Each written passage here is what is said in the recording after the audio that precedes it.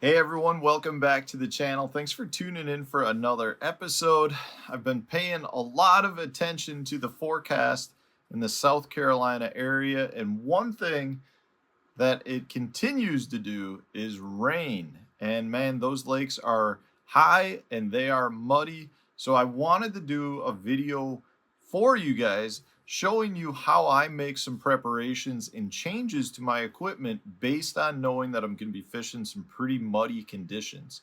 Overall, anytime you're talking about fishing in the mud, what happens is that strike zone really narrows, meaning the distance that the fish will travel to eat your bait generally gets significantly smaller because it's harder for them to find your bait. Meaning, yes, they can feel the vibrations, they can use their lateral line, but generally speaking, you need to bop them on the face to get them to bite.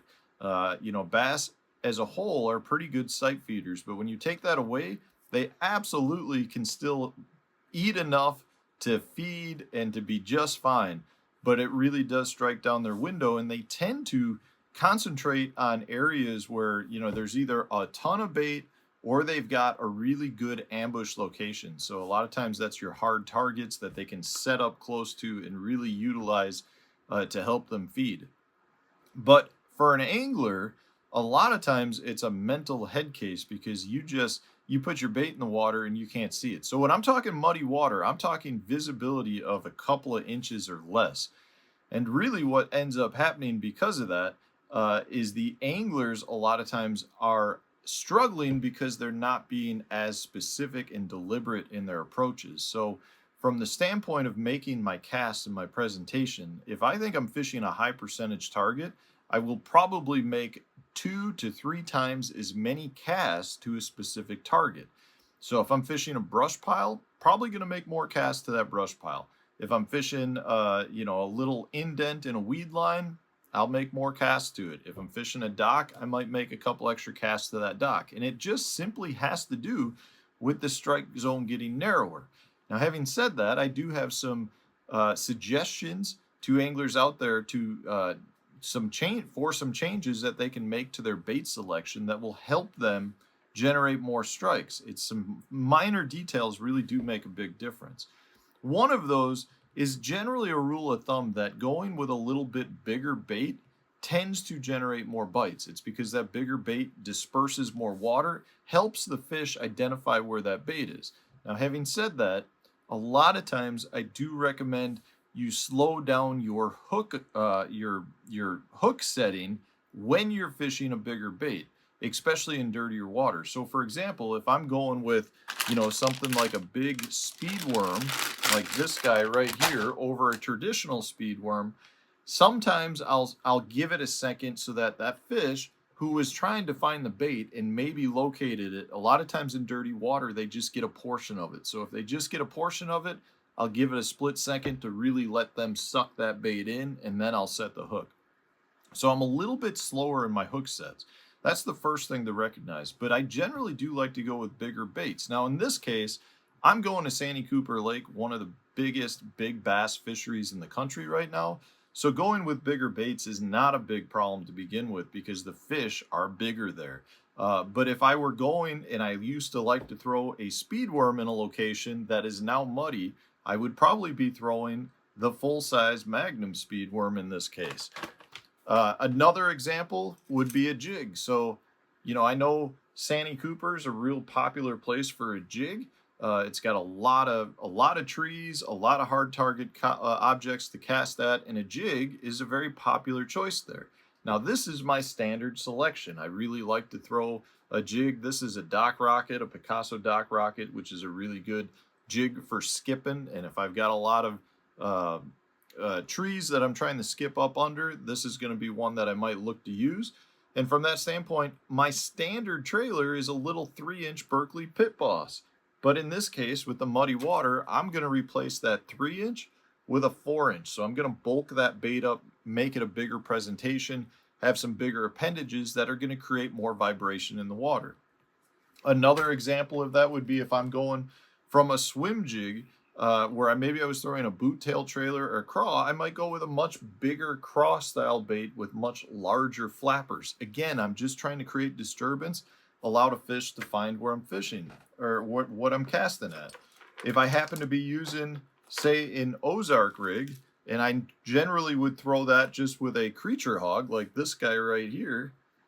Now in this case, what I'm probably going to do is replace the creature hog with a bigger creature style bait, just something that I can generate a lot more movement, a lot more mass in the water that helps those fish locate where I'm fishing.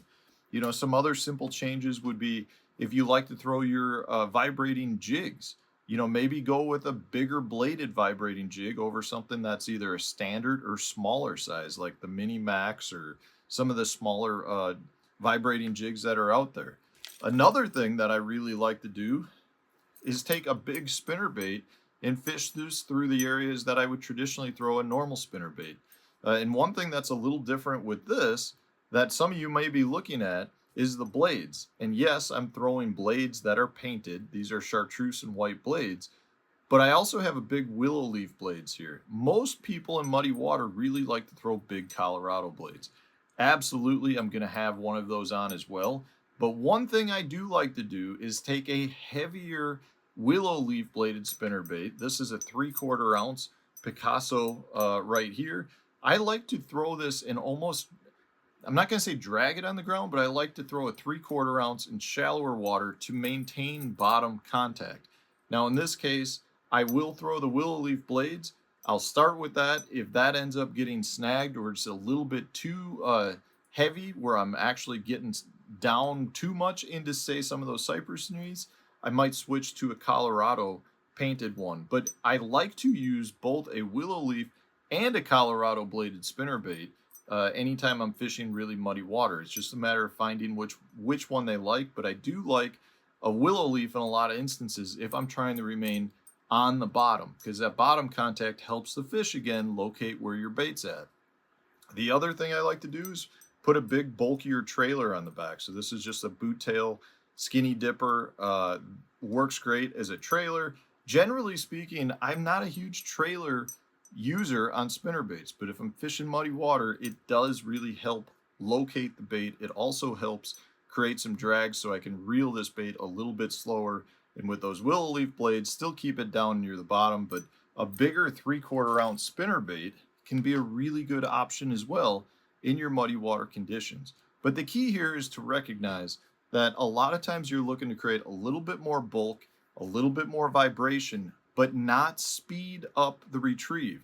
Another bait, for example, that I am going to tie on is this guy right here. This is a tiny Klash. This is a big bulky wake bait style bait. It runs a couple of feet down, but it has really violent motion side to side, gives off a lot of kicking motion, a lot of movement, but I'm not going to be reeling it super fast. I'm just going to be getting it down there and it just starts pushing water like some of your bigger square bill crankbaits will do.